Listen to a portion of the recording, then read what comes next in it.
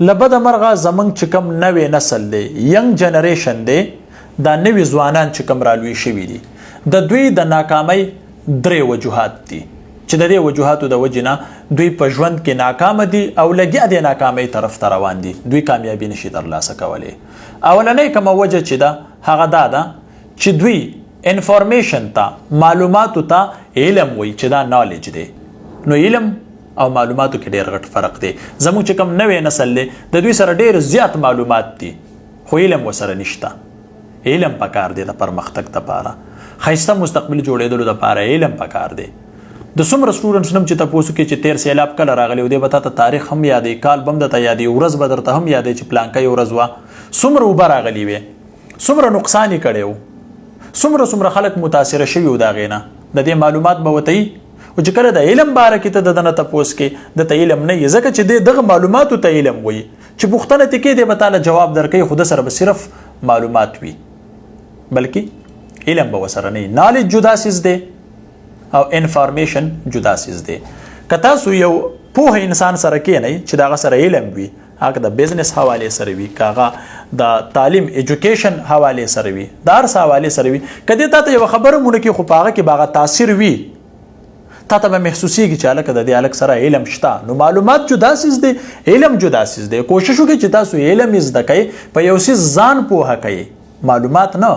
تاسو ګورئ زیات در خلکو سره معلومات دي د هغې د وجې نه دی وروسته پاتې نه ورته نوکري میلاویږي نه یې څه بزنس وي نه ورسره آیډیا وي خو چې کینې د سهار نه د ماښامه پورې به تا ته دومره پورې څیزونه ووایي ته به وایي چې یاره د ظالم بچی دی که نه د هر یو څیز باره کې ورته معلومات دي خو دی دغې معلوماتو د علم وایي او که د سره علم وي نو د به ترقي کړې وي د سره علم نشته د سره اونلی اینډ اونلی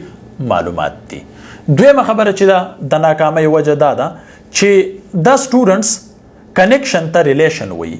یعنی د چا سره چې ملاقات وکړي بس هغه بیا د یار دوست وي دی په ذهن کې ګڼي چې یاره دا زما یار دوست دی د سره زما ډېر ښه تعلق دی زه ګوره په کنیکشن کې د چا سره په روابطو کې او په رشته دارۍ کې په غټه مضبوطه یارانه دوستانه کې ډېر غټ فرق دی د دې مثال داسې دی که نن سبا څوک وایي چې یاره زما سره 1 لاک فالوورز دي نو دا دوی غلطه کوي دا د ریلیشن نه دی دا د ایز ا فرینډشپ نه دی چې ته ورته وایې چې یاره دوی په دې باندې داسې غټ یو یقین او عقیده په دې باندې ساتي چې یاره ماله به دا کوي زه به وله دا کومه ګوره په رشته دارۍ کې په ریلیشن کې وخت لګي ته به هم قرباني ورکړې زه به هم قرباني ورکومه نو که په فیسبوک باندې تا چاته فرینډ ریکویسټ ولیږلو او د طبیعت نه دې ټیک رانغلو یو پوسټ په تا بد ولګېدو نو تا به د هغه نه پوښتنه هم نه یې کړې مخکې سره به دې انفرینډ کړي یا به دې انفالو کړي جو خبره خلاصه شوه نو دا صرف یو ټچ دی یو کنیکشن دی دا ریلیشن نه دی په ریلیشن وخت لګي قرباني به ورکې قرباني به در کومه خیال به مې ساتې خیال به دې ساتمه ریسپیکټ به مې کې ریسپیکټ به دې کومه نو دا دویمه غلطي به دې کې دا ده چې دوی د چا سره ملاقاتو کې وایي د هغه نه بېغمه شي هغه زما ډېر نږدې ملګری دی حالانکې فرسټ ټایم به دې د هغه سره میلاو شوي صرف سلام کلام به یې کړي نو په دې کې ډېر زیات وخت لګي دې د وجې نه ستاسو وخت ضایع کېږي تاسو وایي دا مې دوست دی هغه مې دوست دی په منځ کې هېڅ څوک هم نه وي دریم کم ټچ چې دی یا درېمه کوم وجه چې ده د ناکامۍ زموږ د نوي کل هغه دا ده چې دوی اسانتیا ته خوشحالیږي کوم څه چې دوی اسانه ویني هغې ته اپارچونیټي وایي ګوره اسانه سیستم مه خوشحالیږه مشکلاتو باندې ځان ور واچوه د مشکلاتو سره فایټ وکړه کله چې ته فایټ وکړې د مشکلاتو سره د هغې نه به تا ته خوږه میوه میلاو شي کله یو څیز چې تا ته په اسانتیا باندې میلاو شي تاسو یقین وکړئ چې هغه به ډېر زر ستا د لاسه ځي وجه دا ده چې تا په هغې باندې ځان نه یې کړولی د هغې باره کې تا ته علم نه یي د هغې باره کې تا کوشش نه یي کړی خو بس چې تا ته میلاو شو او ته په هغې باندې څه لږ ډېر کار وکړې څه وخت بعد هغه ستا نه تلي ځکه چې ستا سره قدر نه یي نو اسانتیا ته تاسو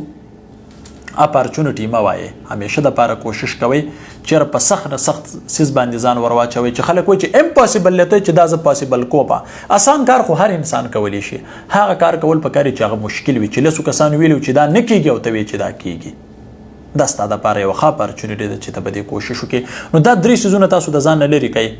او په چیلنج سره زه تاسو ته وایم چې کامیابي به ستاسو وي روښانه مستقبل به ستاسو وي د ځان به په کار راځئ او د خلکو هم